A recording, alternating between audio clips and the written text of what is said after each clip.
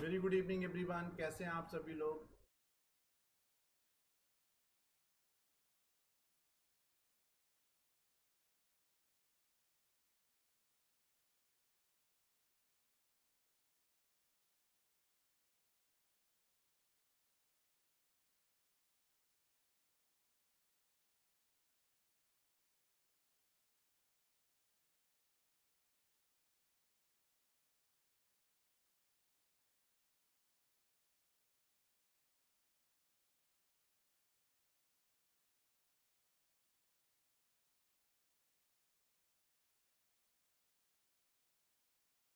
Please join everyone so we can start our today's class.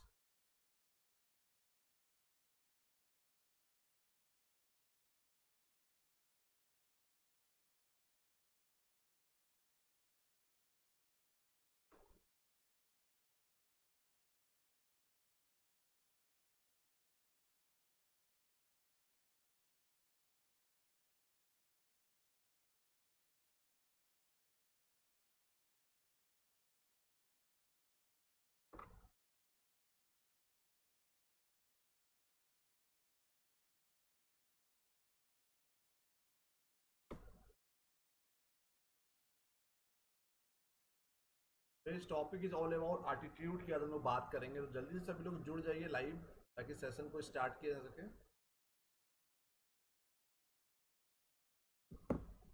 So all those candidates who are joining in a very first time, my name is Anubhav Singh, and since last 11 years I am taking the classes for UGC NET in Management, Commerce and Economics, and I used to work with India's top teaching and research organizations like IIM Lucknow, Lucknow University, LPU, MIT University, Sarda, IFMTR, UP Government. Mentored and guidance more than 1000 plus candidates for UGC NET in Commerce, Management and Economics. Cracked the UGC NET JRF in our last few years. It has been 4 times in a Commerce and Management. Published more than 20 research papers in index journals like Scopus, Thomson Reuters, which here UGC listed. MBA International Business, MCOM International Business, MA Economics and PhD Applied Economics. तो जल्दी से सभी लोग जुड़ जाइए ताकि session को start किया जा सके। Topic is all about attitude. What is all about the attitude? बहुत बहुत रेगुलर हम लोग सुनते हैं कि बहुत एटीट्यूड में रहता है, एटीट्यूड में रहती है, तो बहुत पॉजिटिव एटीट्यूड है चीज़ों की किसी चीज़ के अगेंस्ट में, या बहुत निगेटिव एटीट्यूड है। तो what is all about the attitudes? तो एटीट्यूड एक क्या है कि एक जजमेंटल थिंग है कि किसी भी पर्टिकुलर ऑब्जेक्ट के लिए, पर्टिकुलर पीपल्स के लिए, पर्टिकुलर इवेंट्स के लिए हम लोग किस तरीके से रिएक्ट कर रहे हैं। हो सकता है उसी कंडीशंस में आप दूसरी तरीके से रिएक्ट कर रहे हो और हम दूसरी तरीके से रिएक्ट कर रहे हो।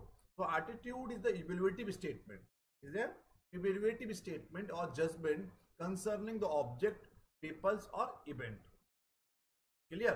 तो attitude is the evaluative statement और judgement concerning object, peoples or event. More precisely, attitude can be defined as a, for instance, tendency to feel, behave in a particular way towards some object, which may include event or individual as well as.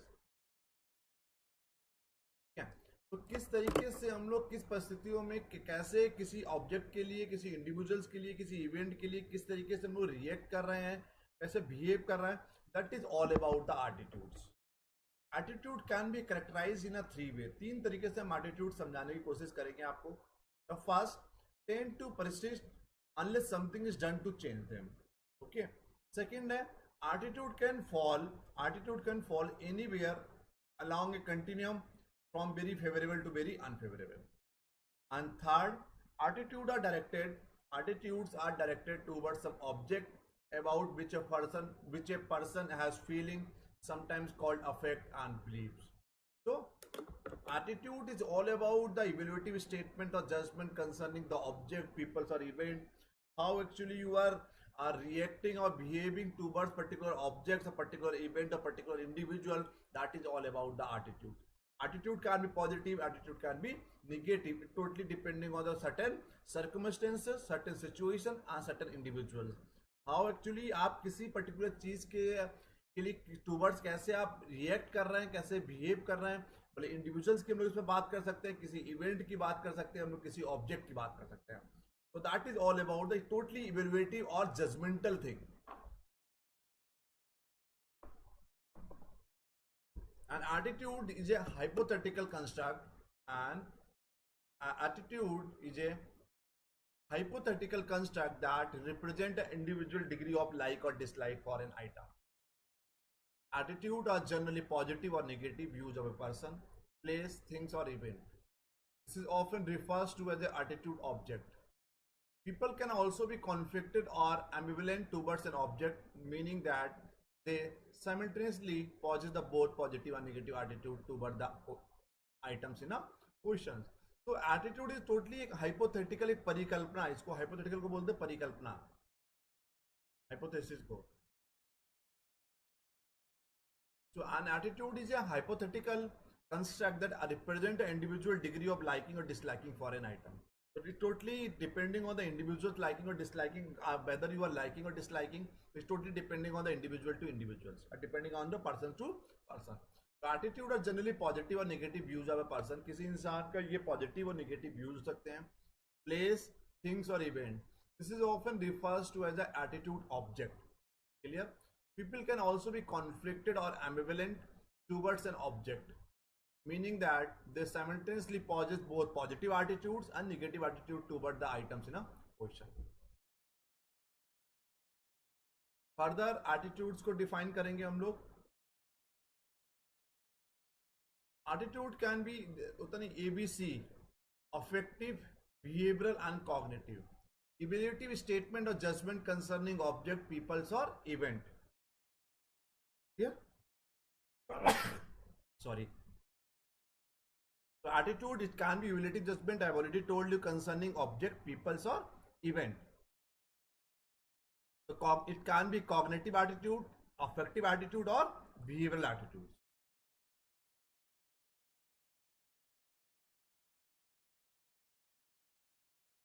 We will talk about the affective components of attitude, the emotional or feeling segment of an attitude. तो affective होता है that is all about the emotional और feeling segment of an attitude, that is called affective. इसको हम लोग ABC model भी बोलते हैं, अफेक्टिव, बिहेवियरल एंड कॉग्निटिव. तो affective component is all about the emotional और feeling segment of an attitudes. We will talk about the cognitive components, the opinions और belief segment of an attitudes, how actually you are keeping the opinions of particular product and services. आपका belief क्या कहता है, आपका opinions क्या कहता है, that is all about the cognitive component. Behavioural components is all about the an intention to behave in a certain way towards someone or something. An intention to behave in a certain way towards someone or something. किसी particular चीज के against में, particular चीज के towards में कैसे आप behave कर रहे हैं, किसी के लिए या किसी चीज के लिए. So that is called ABC components of attitude. Affective is all about the emotional or feeling segment of an attitude. अब इमोशनली किसी अटैच होते हैं किसी पर्टिकुलर चीज से, पर्टिकुलर ब्रांड से, पर्टिकुलर इंसान से, पर्टिकुलर इवेंट से, तो कहीं ना कहीं वो ना चाहकर भी आपका पॉजिटिव एटीट्यूड उन पर्टिकुलर चीजों के अगेंस्ट में टूवर्ड्स में रहता है. बिहेवियरल में how actually you are behaving towards certain things और सर्टन ऑब्जेक्ट और certain individuals. Cognitive is all about the intellectual skills की हम लोग यहाँ पर बात करते हैं, that is all about the opinions or belief segment of an attitude, that is called cognitive. Clear? Without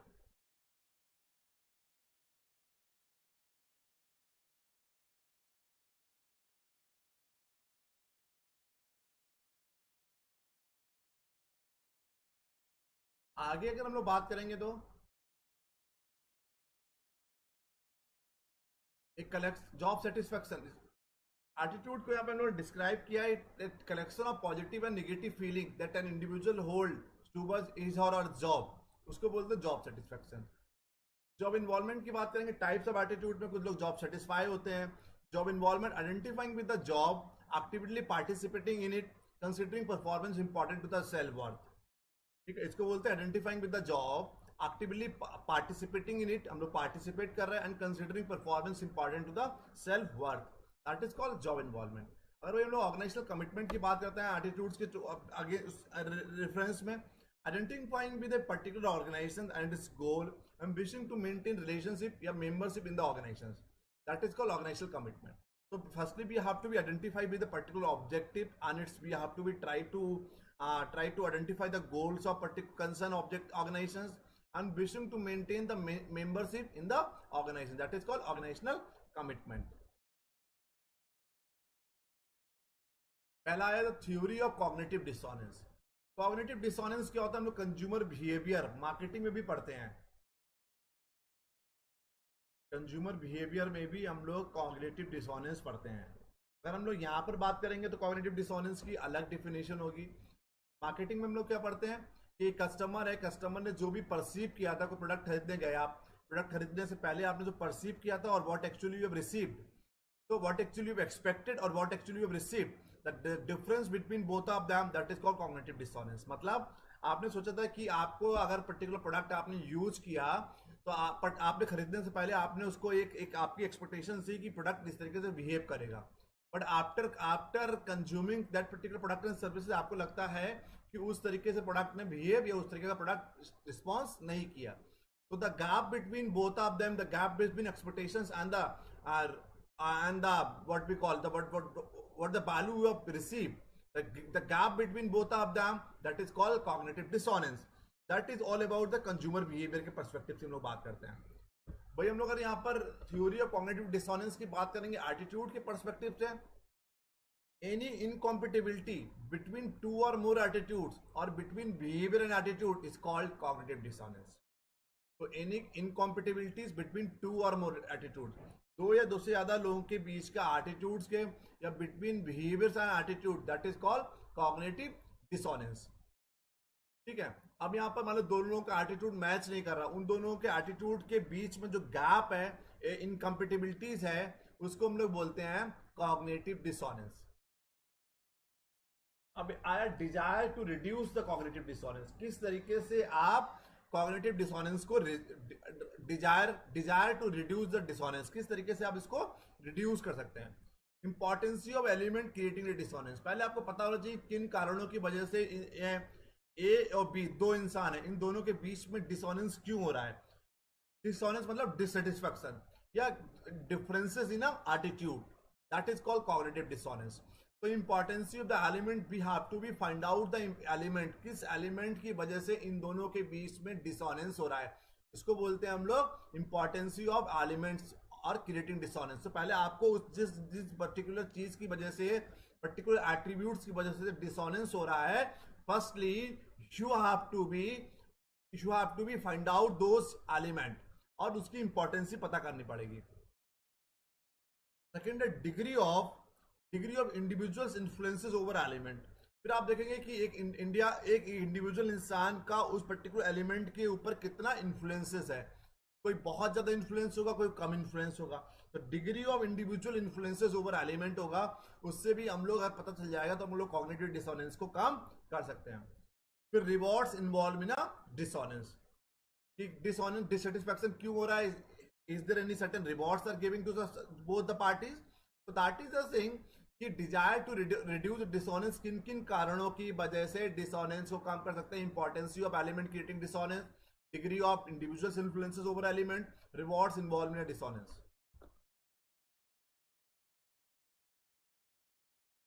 यहां तक कोई डाउट है तो प्लीज बताइए, किसी को कोई डाउट यहां तक.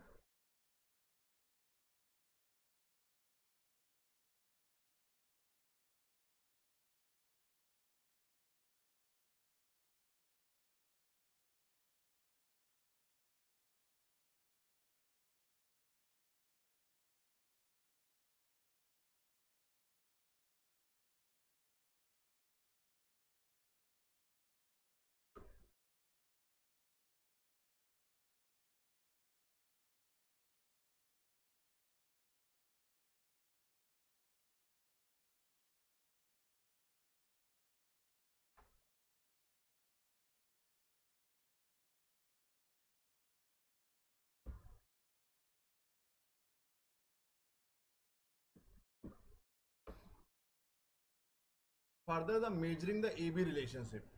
क्लियर. एबी रिलेशनशिप मतलब एटीट्यूड बिहेवियर रिलेशनशिप. क्लियर है. Attitude behaviour relationship.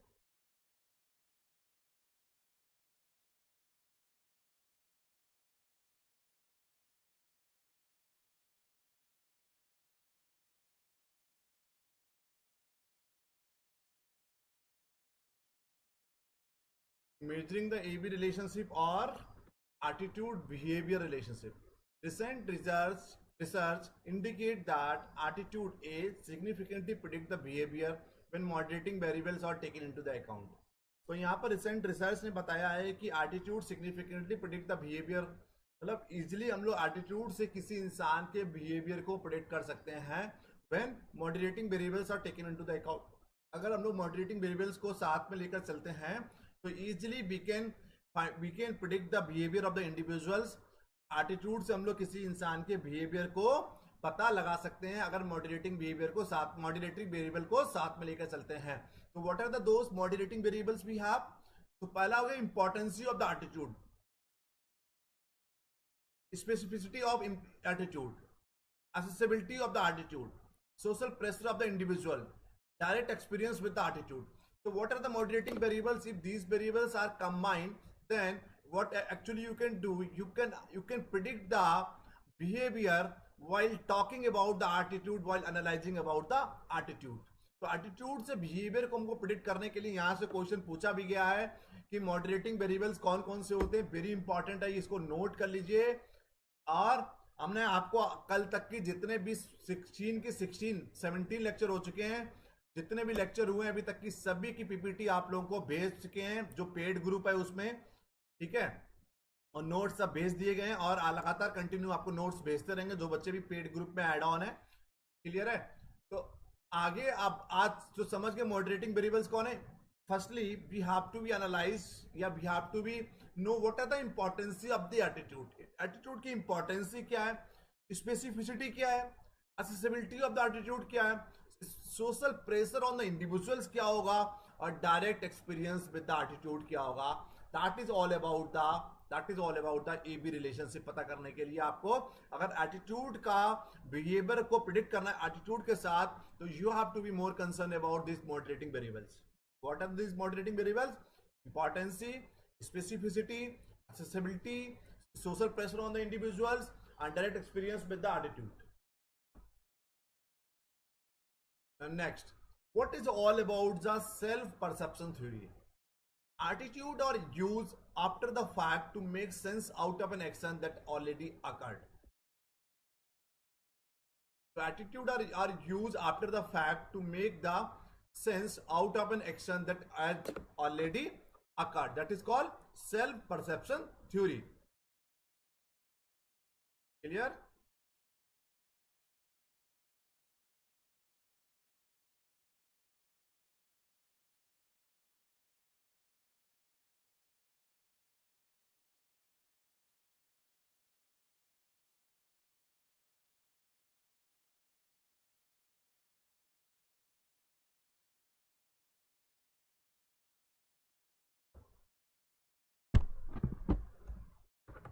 तो होता नहीं कि नॉर्मली अगर हम लोग बात करें कि in everyday life people observe other people actions and behaviour and make the inferences about other. Attitude based on what they observe. Attitude based on what they observe when people see how the another people act in a particular situation. When the people see, लोग देखते हैं कि how the another persons act in a particular situation. So they often attitude, the behavior is the person traits and attitude. Clear? That is all about self perception theory कि कैसे आप perception बनाते हैं दूसरे के लिए। कोई इंसान किन्हीं परिस्थितियों में किसी पर्टिकुलर कंडीशंस में सिचुएशंस में किस तरीके से रिएक्ट करता है। अगर हम लोग बात करें for example if you view someone in a park recycling a plastic bottle rather than throwing in the garbage, you might infer that individual is concerned about the individual. सीधी सी बात है, environment सॉरी। अगर आपको लगता है कि if you view someone in a park में कोई खड़ा हुआ है recycling a plastic bottle, suppose that recycling a plastic bottle, clear, rather than throwing it in the garbage, वो फेंकने के अलावा वो फेंक नहीं रहा है बॉटल को, रिसाइकिल कर रहा है। तो इसका मतलब क्या है, you might what actually you are thinking कि individuals is concern about the environment. ठीक है, तो that is called similarity. If you witness a school child scolding at her teacher, you might infer that she is upset or angry with the teacher interestingly. तो अगर कोई बच्चा किसी से परेशान है टीचर से, तो आपको लग सकता है कि बच्चे को देखकर कि टीचर से वो गुस्सा है या कुछ है. तो that is called self perception theory, how actually you are making the perception towards the individuals. That is called self-perception theory.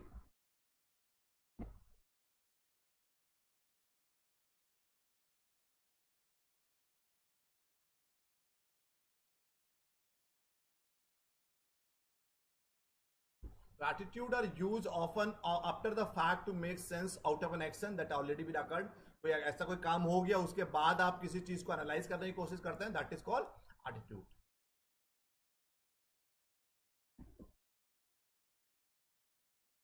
आगे बात करें एप्लीकेशन एटीट्यूड सर्वे. ये क्या होता है?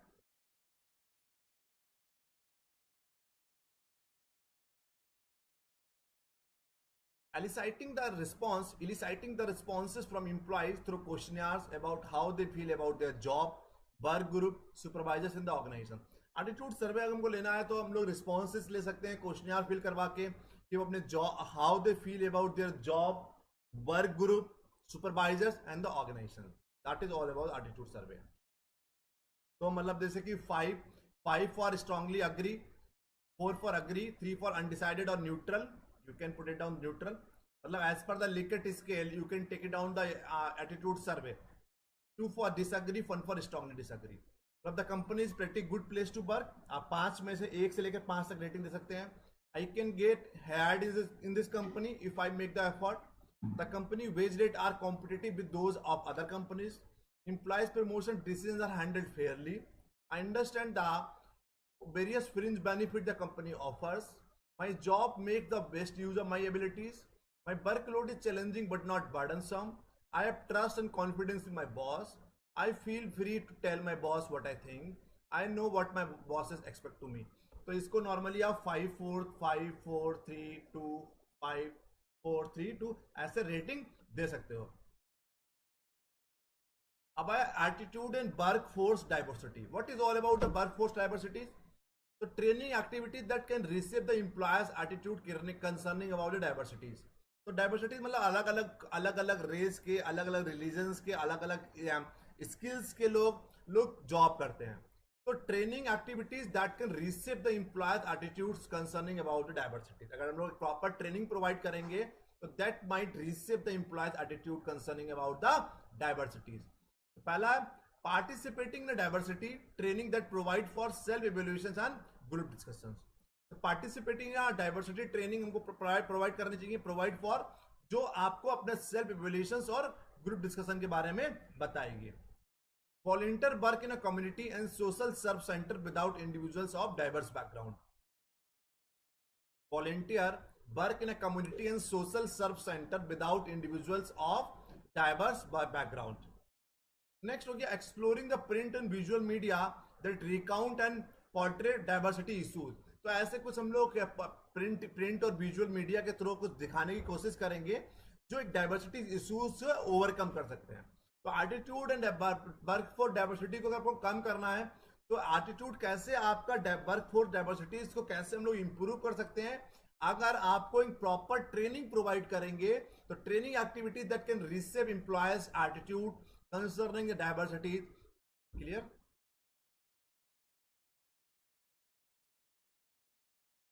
ये हम आपको एचआर में बता चुके हैं. जॉब सेटिस्फेक्शन ये नहीं बताएंगे यहां पे.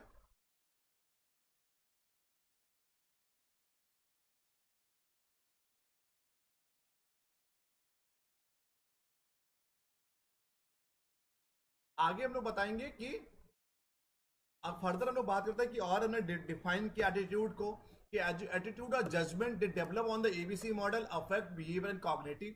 The affect response in an emotional response that express in individual degree of preference for an entity. The behavioural intention is a verbal indication और typical behavioural tendency for individual. फिर cognitive की बात करते हैं. The cognitive response is a cognitive evaluation of entity that result of either direct experience और observational. इसके 4 function होते हैं ना, वो बहुत इंपॉर्टेंट है, वो भी आगे आपको बताएंगे. ठीक है, एटीट्यूड आपको समझ में आ गया होगा कि it can also be defined a complex mental state involving belief and feeling and values and disposition to act in a certain way. For example, if someone says that I like my job, the statement expresses his attitude towards his job. और कोई बोला I like my job, this statement expresses his attitude towards his job. ये हम आपको पहले बता चुके, दोबारा बता दें. 3 बेसिक कंपोनेंट ऑफ एटीट्यूड और कॉग्निटिव, अफेक्टिव और बिहेवियरल. कॉग्निटिव, अफेक्टिव और behavioural. Cognitive component of attitude refers to the opinions or belief part of attitudes. When you form your opinions or judgment on the basis of available information and decide whether you have favorable or unfavorable opinions on that, it is the cognitive part of attitude we are talking about. तो cognitive components होता है कि आपने अपना opinions और beliefs बना लिया part of the attitude. आपने अपना ओपिनियन जजमेंट बना लिया on the basis of available information. जो भी इंफॉर्मेशन अवेलेबल है उसके बेसिस पर you are judging the individuals, you are judging the event, you are judging the things. तो यू हैव उसके बाद यू हैव ए फेवरेबल और unfavourable opinion on that. It is the cognitive part of attitude we are talking about. Affective component की बात करेंगे. Affective component of attitude refers to the emotional aspect की हम लोग बात करते हैं यहाँ पर. Emotional aspect of attitude, this is perhaps the most often referred part of attitude and decide mostly the desirable or undesirable aspect of attitude. तो behavioral की बात करते हैं. Behavioral component of attitude refers to the behavioral part of attitude. If we have a positive attitude for a particular object, it is likely to be translated in a particular type of behavior, such as buying or procuring that object. तो behavioral है how actually you are behaving. आप किस तरीके से किसी particular object की तरफ, particular thing की तरफ, इंडिविजुअल की तरफ आप बिहेव कर रहे हैं. तो जिस तरीके से बिहेव करेंगे उसी तरीके का आपका एटीट्यूड होगा, वेदर इट्स ए पॉजिटिव और निगेटिव.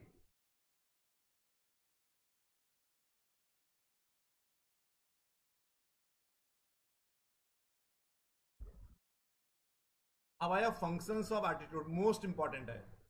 100% क्वेश्चन इससे पूछा जाता है नेट में भी और आपका आरपीएससी में पूछा जाएगा.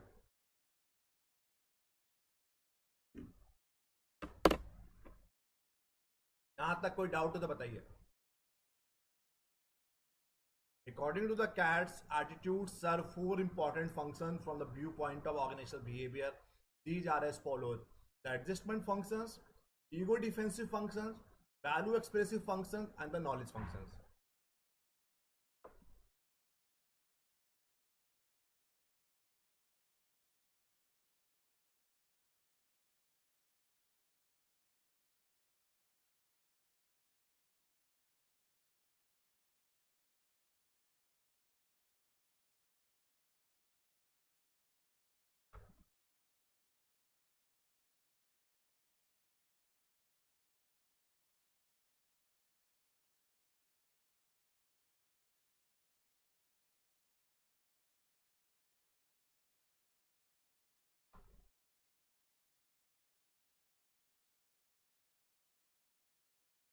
कोई डाउट यहां तक आप लोगों को?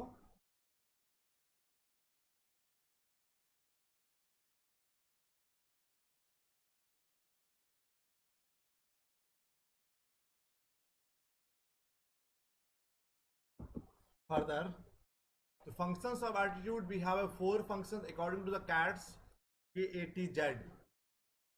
Attitudes serve 4 important functions from the viewpoint of organizational behavior.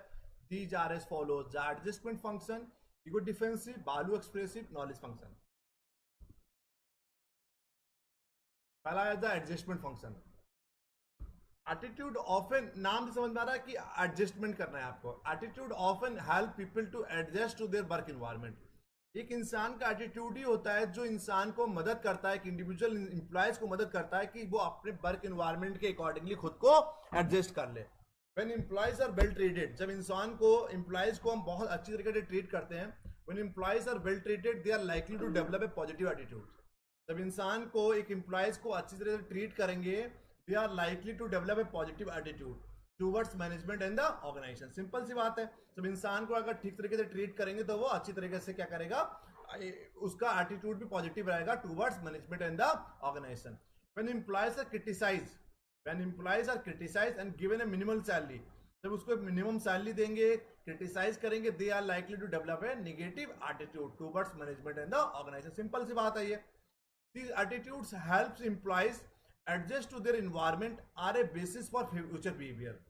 The adjustment function direct people towards pleasurable and rewarding object and away from unpleasant and undesirable ones. Simple है. It serve the utilitarian concept of maximizing reward and minimizing the punishment.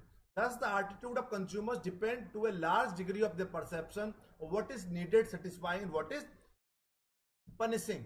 तो attitude का मतलब adjustment functions का है कि आप अपने attitude को किस तरीके से वर्क इन्वायरमेंट के साथ उसका एडजस्ट कर रहे हैं. सब उसको अच्छी तरीके से ट्रीट करेंगे तो उनका पॉजिटिव एटीट्यूड होगा.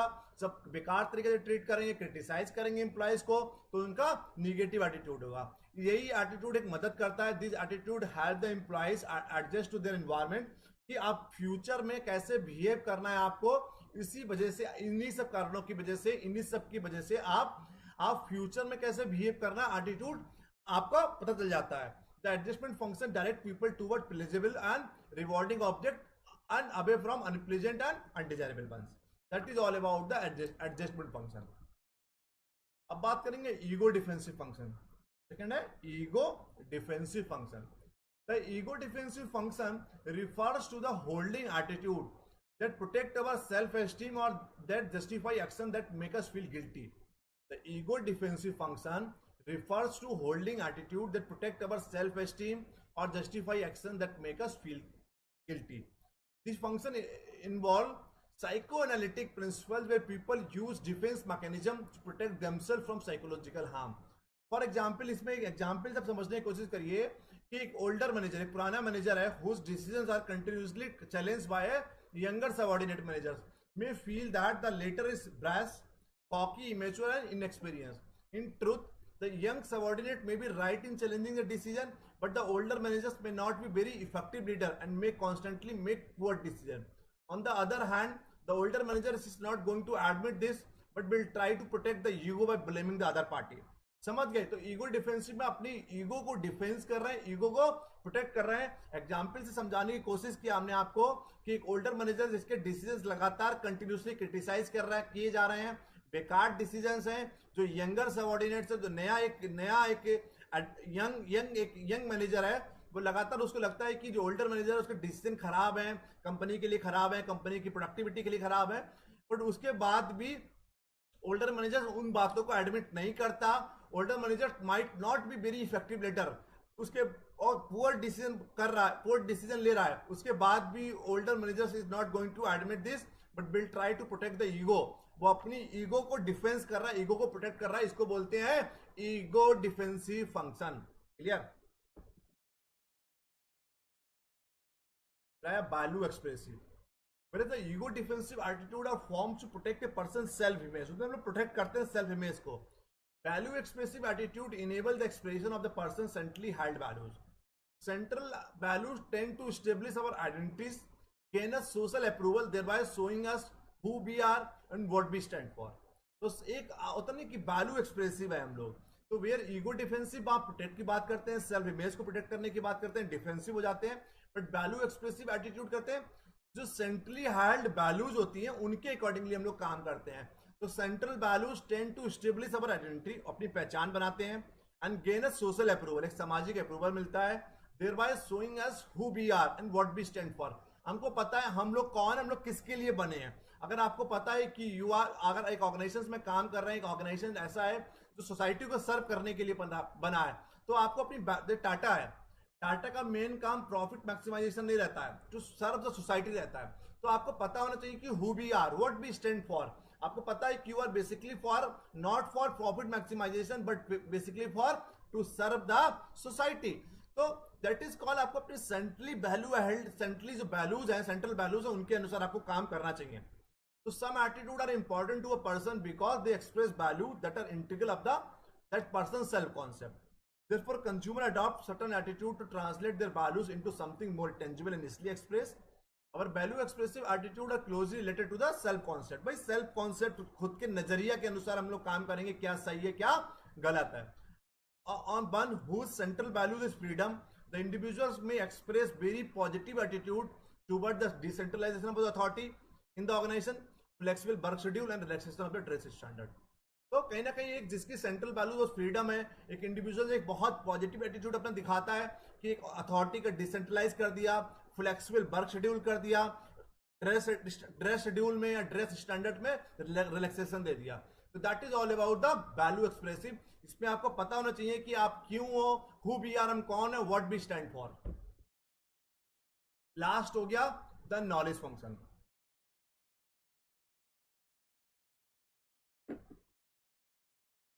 The knowledge function refers to our need, which is consistent and relatively stable. This allows us to predict what is likely to be happen. This allow us to predict what is likely to be happen.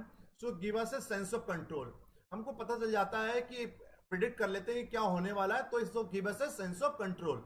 Some attitude are useful because they help to make the world more understandable. They help people describe causes to event and directs attention towards features of peoples and situations that are likely to be useful in making sense of them. Consequently, they help to make the world more understandable. उनकी कोशिश रहता है कि दुनिया बहुत ज्यादा थोड़ी make more understandable, predictable होनी चाहिए और नोवेल मतलब जानकारी। Knowing a person attitude help us predict their behavior. For example, people who are not familiar with nuclear energy, people who are not familiar with the nuclear energy may develop an attitude that is dangerous and should not be used as an energy source. कुछ ऐसे लोग जो उनको लगता है कि जो nuclear energy के फेमिलियर नहीं है, उन वो लोग ऐसा एटीट्यूड डेवलप कर लेते हैं कि दैट इज वेरी डेंजरस, बहुत खतरनाक है और इसको हम लोग as a energy source use नहीं करना चाहिए। तो दूसरा स्टीरियोटाइपिंग इज अनदर एग्जांपल, जिसकी वो संकुचित सोच होती है, नैरो थिंकिंग होती है, वो भी एक नॉलेज फंक्शन का stereotyping is another example. In the absence of knowledge about a person, we may use a stereotype attitude for judging the person. तो अगर आपको पर्टिकुलर चीज की नॉलेज नहीं है तो we may use a stereotype attitude. अपना एटीट्यूड आपका किसी इंसान को सही तरीके से जज नहीं कर पाएंगे। तो the knowledge functions refers to our need, which is consistent and relatively stable. This allow us to predict, एक नॉलेज ही हमको predict allow करती है to predict what is likely to happen, so give us a sense of control. That is all about the knowledgeable function. Thank you so much for joining. बताइए कोई doubt हो आप लोगों को? Anyone is having any doubt, please do tell me.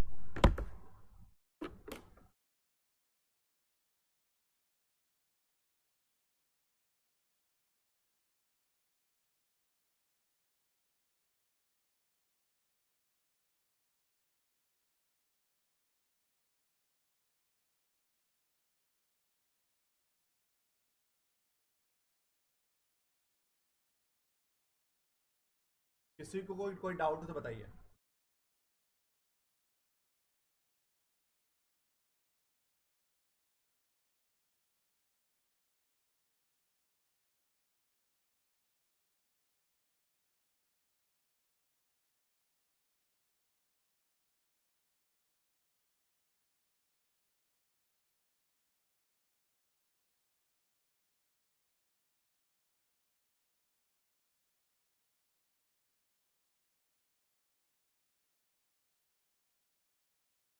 Anyone is having any doubt, please do tell मी।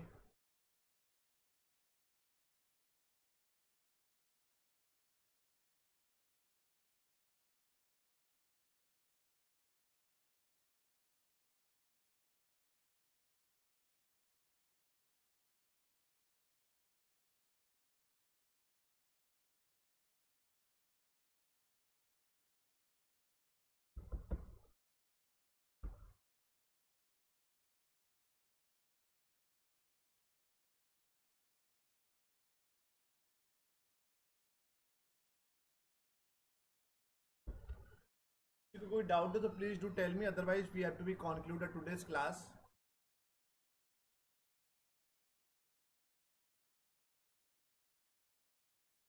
चलो, once again thank you so much for joining बच्चों, good bye, take care.